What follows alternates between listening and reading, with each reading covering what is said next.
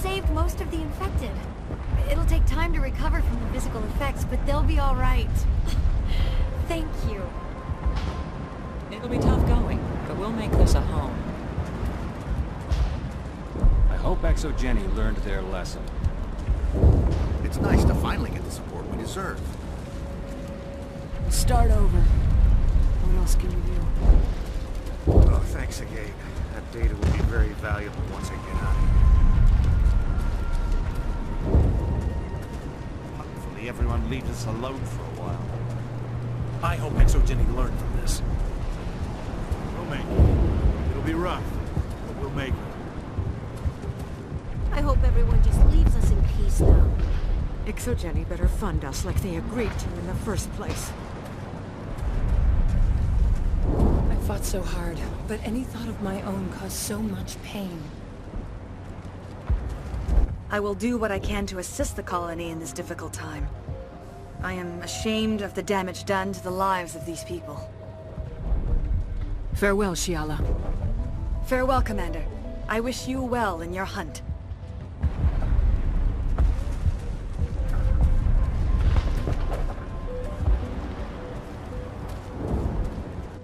I never thought I would be so thrilled to see a soldier. Forgive my previous inaction, but under the Thorian's influence, every thought was examined and filtered. What will you do now that the fighting is over? I may stay, try to recover my losses. I can have new supplies delivered within weeks. Perhaps the colony will survive after all. Let me see what you have in stock. Of course.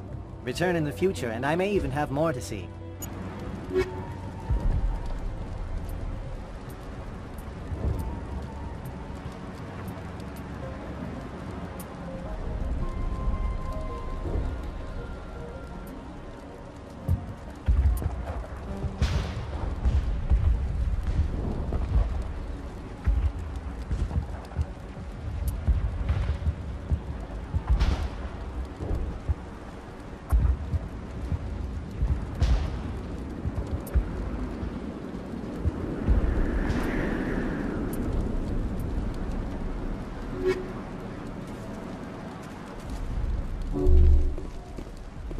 Thank you for everything you did.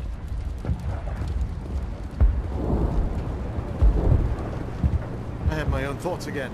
Thank you, Commander. Thanks, Commander. It's great to be free again.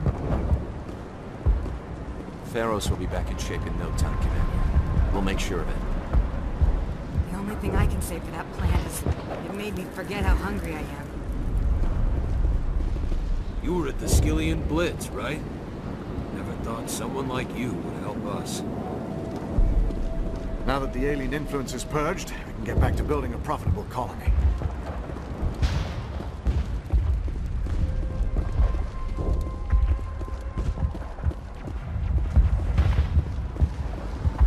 Free. I can't believe I'm free.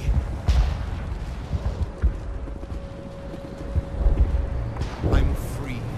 Thank you for giving me my mind back. Thank you for everything you tried to do here.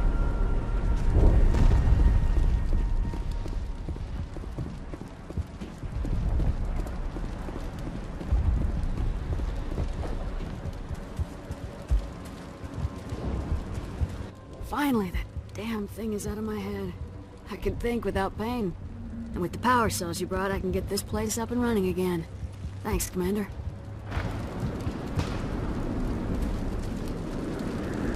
It will take time for things to get back to normal around here.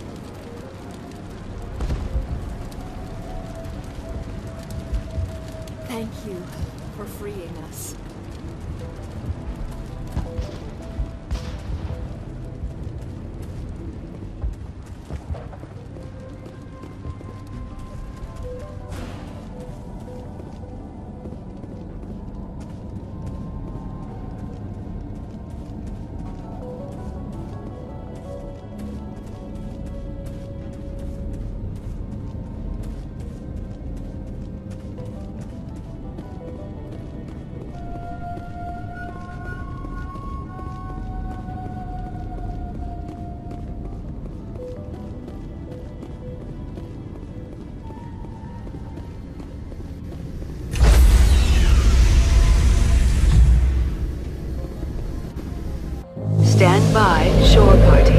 Decontamination in progress.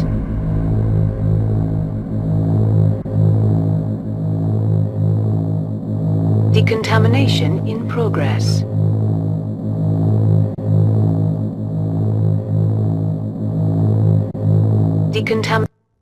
Commander, you look pale. Are you suffering any ill effects from the cipher? The cipher shook me up a bit. I might be able to help you. I am an expert on the Protheans. If I join my consciousness to yours, maybe we can make some sense of it. Do it. Hurry. We don't have much time. Relax, Commander. Embrace eternity.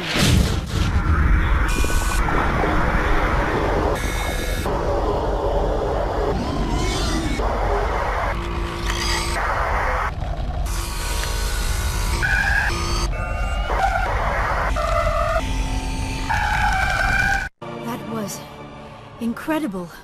All this time, all my research, yet I never dreamed. I am sorry. The images were so vivid. I never imagined the experience would be so intense. You are remarkably strong-willed, Commander. What you have been through, what you have seen, would have destroyed a lesser mind. Did you see anything? The beacon on Eden Prime must have been badly damaged. Large parts of the vision are missing. The data transferred into the Commander's mind is incomplete. You must have seen something. I was able to interpret the data relayed through your vision, what was there at least, but something was missing. Saren must have the missing information. Maybe he found another beacon. If we can find the missing data from your vision, I can... Oh. I am sorry. The joining is exhausting. I should go to the medical bay and lie down for a moment. Dr. Chalkwash should take a look at you. That will not be necessary. I just need some rest. Somewhere quiet. We're done here. Dismissed. I've sent off the Ferris report, Commander. You want me to patch you through to the Council? Patch him through, Joker. Setting up the link now, Commander. Commander, Exogeny should have told us about the Thorian. It would have made your job much easier.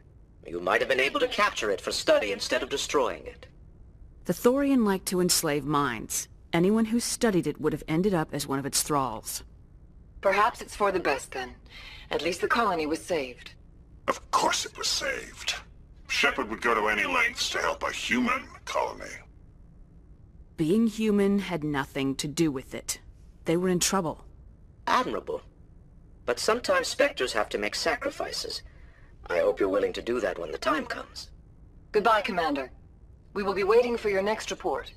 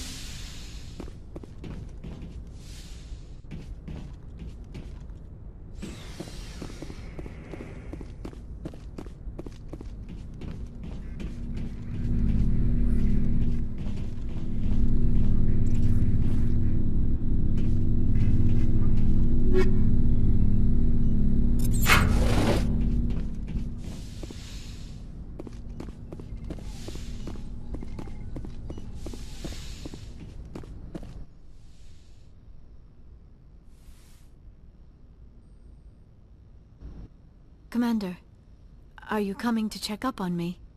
You look much better. How are you feeling? Dr. Chakwas assures me I am going to be fine. I was impressed with her knowledge of Asari physiology. You're in good hands. Dr. Chakwas knows what she's doing. I get the feeling you want to ask me something, Commander. Do you know why Benezia joined up with Saren? I don't understand it. She was always outspoken about the need for the Asari to become more involved in shaping galactic events. Maybe she thought allying herself with Saren would somehow be for the greater good in the long run. At least I hope so. This hurts you, doesn't it?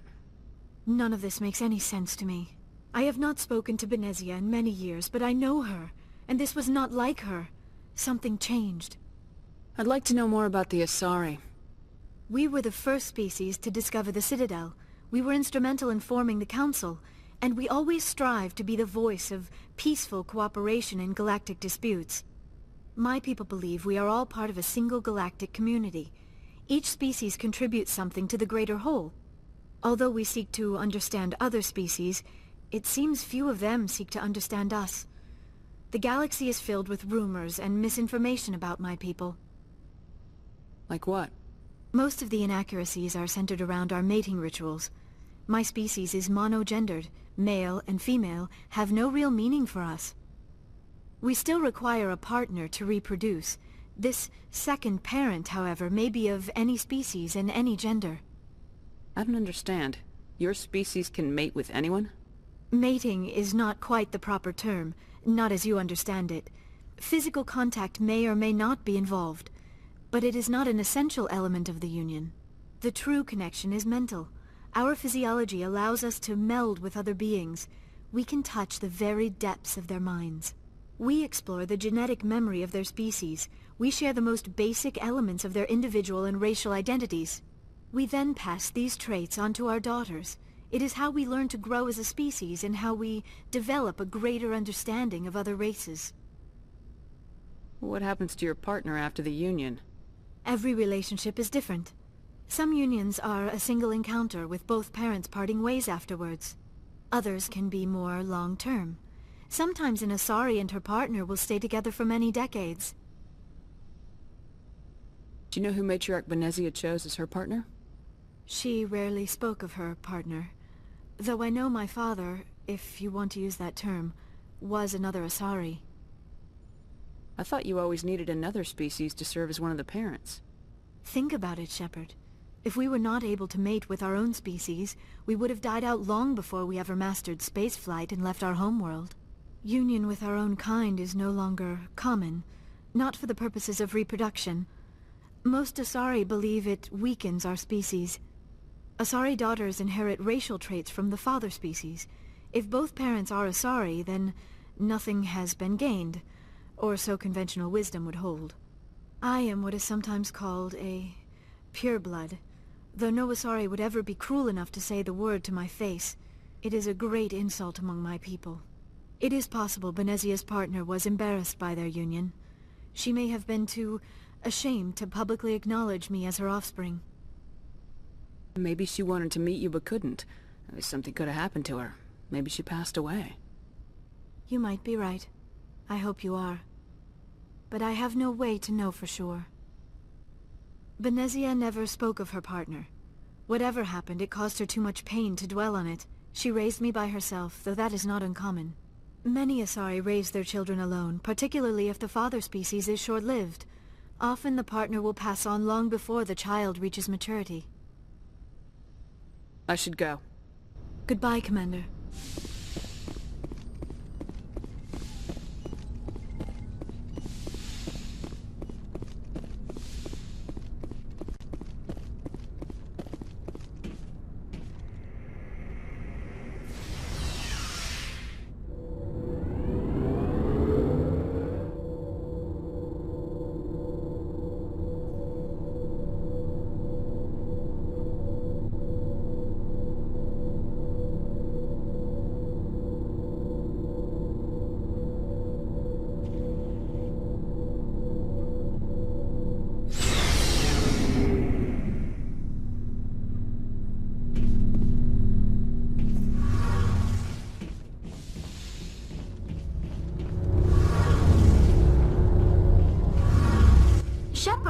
I'm glad you're here. Good to see you smiling again, so to speak. I'm sleeping much better now. I guess I'm getting used to how quiet your ship is. But I don't want this to get in the way of our mission, Shepard. First, we stop Saren. Then I'll worry about my own problems. Tell me about your people. Our lives aren't easy. Resources are scarce, and we are constantly on the move. Everything we do must in some way contribute to the continuation of the migrant fleet. There are 17 million Quarians in the flotilla, and each of us relies on the others for survival. The bonds among my people are strong. Unfortunately, we have had to surrender many of the freedoms and civil liberties other species take for granted. What kind of freedoms? Well, it's illegal for parents to have more than one child. If our population grows too much, it would strain our resources to their breaking point. Of course, we also can't allow our numbers to become too few. If our population is in decline, the rule against single births is temporarily repealed. In extreme cases of population decline, incentives are even offered to encourage multiple births, though the Conclave hasn't had to take such measures in nearly a century. That's your government. The Conclave is our civilian branch of government. Each ship can elect a representative to serve on the Conclave and make decisions that affect the fleet as a whole. On matters that affect an individual ship, however, the captain has the final say. It's a tradition that dates back to the early days, when the fleet was governed by martial law. Fortunately, most captains nowadays are smart enough to have an elected council from their crew to give them advice and guidance. So the ultimate power rests with elected officials? In practice, the Conclave and the respective council for each ship tend to set the rules that govern our daily lives. But in theory, we are still under military jurisdiction. The 5 top-ranking military officials in the fleet serve on the Admiralty Board. These 5 have the power to overrule any decision by the Conclave in case of emergency. To do so requires unanimous agreement among the Admiralty, and they can only do this once. After that, the entire board must resign their posts. It's a safeguard that served us well. In nearly 3 centuries, the Admiralty Board has only overruled the Conclave 4 times. I should go.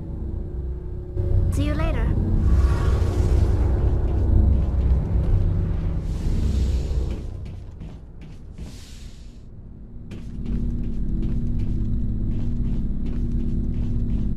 Commander, how are you? Why did you want to be a C-Sec officer in the first place? That's a good question. There were several reasons, I guess. Like what? Probably the same as most officers. I wanted to fight injustice, wanted to help people. I guess my father had something to do with it too. He was C-Sec, one of the best. I grew up hearing about his accomplishments or seeing his picture on the vids after a big arrest. He's taking my resignation pretty hard. That's tough. But you'd think he'd be impressed you're going after Saren. My father's a C-Sec man to the bone. Do things right or don't do them at all, he says. He thinks I'm being too rash, too impatient. He's worried I'll become just like Saren.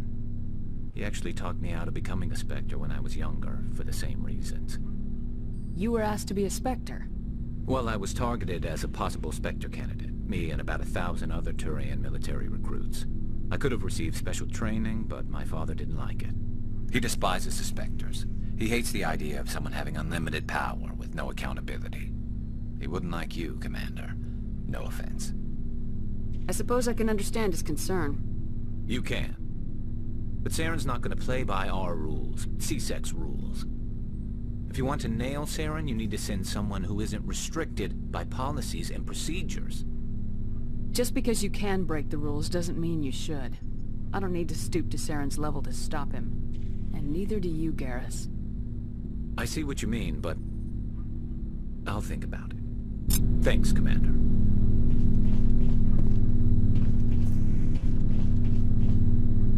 Commander?